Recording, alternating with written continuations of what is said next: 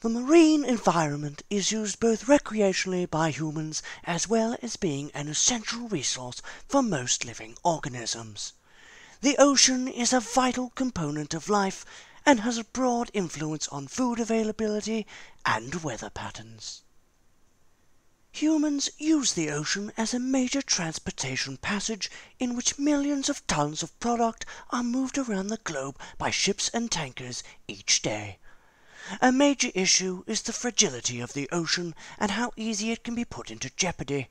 As the human population continues to grow rapidly, the need for resources becomes more demanding. Quick responses and searches are paramount to an effective cleanup, as the spilled oil completely hinders the ability of animals such as sea otters and diving seabirds to survive. These animals rely on outer layers of fur or feathers to function as a barrier between the water and cold temperatures that surround them.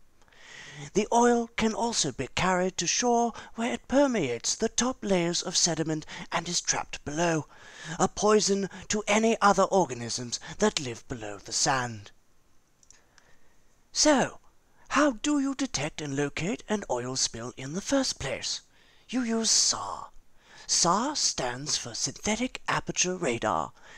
This technology helps companies worldwide to remotely sense the presence of natural oil seepage or oil spills. To do this, SAR applies the long-range capabilities of radar with recent improvements in technological processing power. Traditional radar images are created using a transmitter which generates electromagnetic waves at radio wavelengths, whilst the switch directs the electromagnetic waves via the antenna and returns the backscatter echo to the receiver. The returned wavelengths are converted to a digital number, later to be processed and displayed by the data recorder. For standard radar, larger antennae are used to produce finer detail. However, SAR uses the forward motion of the craft to synthesize a very long antenna, as a physical antenna equal in size would be impractical. The images are taken perpendicular to the moving aircraft to which the SAR is attached, and produce images with finer detail or azimuth than traditional radar. At each position of forward motion, a pulse is emitted, with the return echo being received by the receiver and saved in an echo store. Objects ahead of the craft will produce a positive offset, whilst those behind produce a negative offset. These offsets are known as the Doppler frequency, and are used to determine the final azimuth of the image. The 2D images are produced as the craft moves. Due to the nature of SAR, it can be used regardless of atmospheric conditions, including cloud cover and differing lights, making it extremely useful in locating oil that is situated in water. Oil appears on radar as dark patches due to a reduction in backscatter. However, other films, such as those naturally produced by planktonic animals and other animals, can appear similarly. Thus, a multi-frequency technique is adapted, using mobile instruments to prevent false detections, and multiple algorithms are used to detect spills with varying degrees of success. Additionally, natural oil slicks and oil spills can be differentiated using SAR, as they have different properties. Oil spill films do not spread in monomolecular layers, creating fluid flow of the oil layer as waves occur, whereas natural oil slicks under low wind conditions from monomolecular layers, leading to surface boundary conditions. So, in this way, the difference can be seen using SAR. However, some errors can still occur. For example, waters on lake or sea ice can cause interruptions in the final image, as well as the previously mentioned false detections of planktonic films as oil spills. From 1997 to 2001, near San Francisco Bay, California, oiled birds began washing up on shore.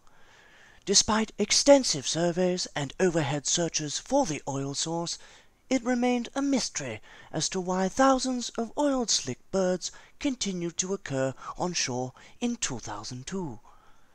This ongoing phenomenon with unknown cause resulted in the U.S. Coast Guard requesting help from the U.S. Department of Commerce National Oceanic and Atmospheric Administration to investigate the utilization of SAR to locate the source of the oil leaks off the Northern Californian coast.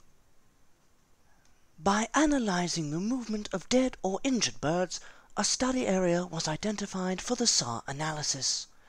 30 SAR images were taken over a period of approximately 3 months to determine if the suspected seepage site was genuine.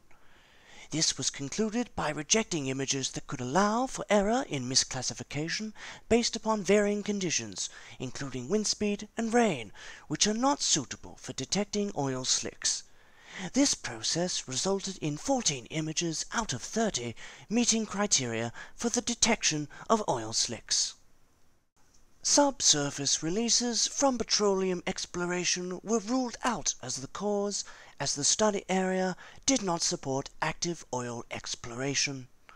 Furthermore, natural oil seeps were ruled out as a cause because geological survey maps did not show natural oil in the target area.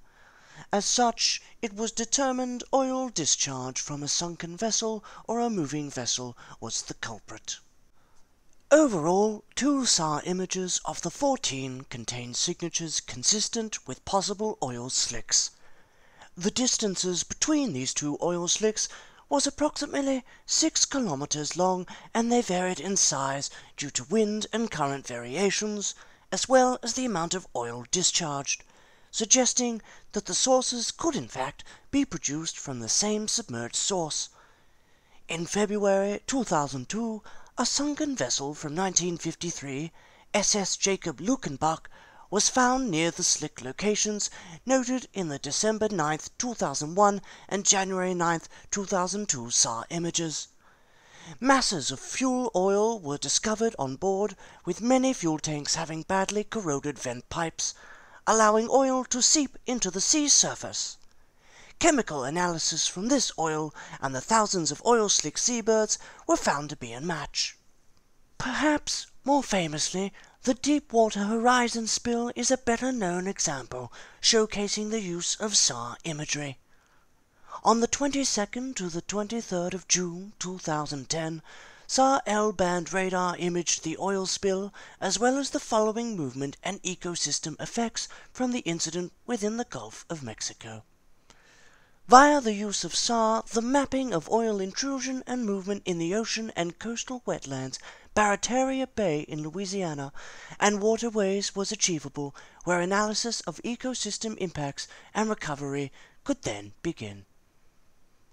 The result found indicated that fine-resolution, low-noise L-band radar can detect oil slicks on water with a sensitivity that can distinguish between various types of oils and coverage, as well as differentiating between fresh, weathered, and mixed oil.